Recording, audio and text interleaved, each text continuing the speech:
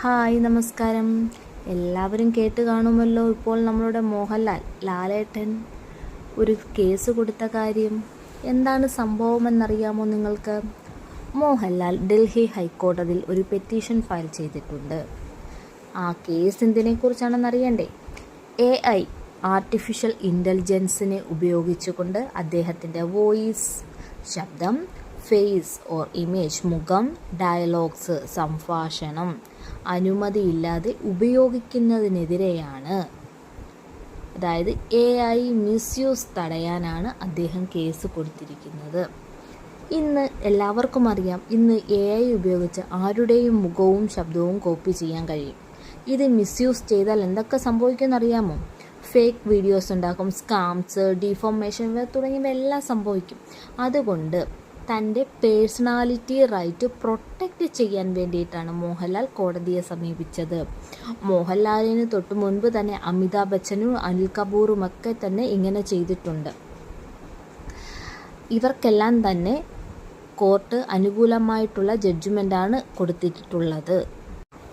എങ്കിൽ ഞാൻ ഒരു കാര്യം ചോദിക്കട്ടെ, നിങ്ങളുടെ ശബ്ദവും മുഖവും ആരെങ്കിലും കോപ്പി ചെയ്ത് വീഡിയോ ഉണ്ടാക്കിയാൽ എന്തു ചെയ്യും? ഞാൻ എന്നെ തന്നെ ഫേസ് AIയിൽ വെച്ച് ചെയ്തിട്ടാണ് ഈ വീഡിയോയ്ക്ക് തന്നെ യൂസ് ചെയ്യുന്നത്. അതുപോലെ ഇതിപ്പോൾ ഇനി സിനിമാ താരങ്ങൾക്ക് പോലും ഇതൊന്നും സേഫല്ല. ഇപ്പം നമ്മളുടേതായിട്ടുള്ള വീഡിയോസ് തന്നെ മറ്റുള്ളവർ ചെയ്യുമ്പോൾ നമുക്ക് തന്നെ സേഫായിട്ട് തോന്നാറില്ലല്ലോ. അപ്പോൾ പിന്നെ സിനിമാ താരങ്ങളുടെ കാര്യം പറയേണ്ടിയുണ്ടോ? അത് അങ്ങനെ വന്നതുകൊണ്ടാണ് മോഹൻലാൽ തന്നെ ഡൽഹി ഹൈക്കോടതിയിൽ കേസ് കൊടുത്തിട്ടുള്ളത്. മോഹൻലാൽ AI ഉപയോഗിച്ച് തൻ്റെ വോയിസ്, ഫേസ്, ഡയലോഗ്സ് അനുമതിയില്ലാതെ ഉപയോഗിക്കരുത് എന്ന് കോർട്ടിനെ സമീപിച്ചു. ഇതൊരു സാധാരണ കേസല്ല, ഫ്യൂച്ചറിനെ ബാധിക്കുന്ന വലിയ ഇഷ്യൂ തന്നെയാണ് ഈ AI മിസ്യൂസ്.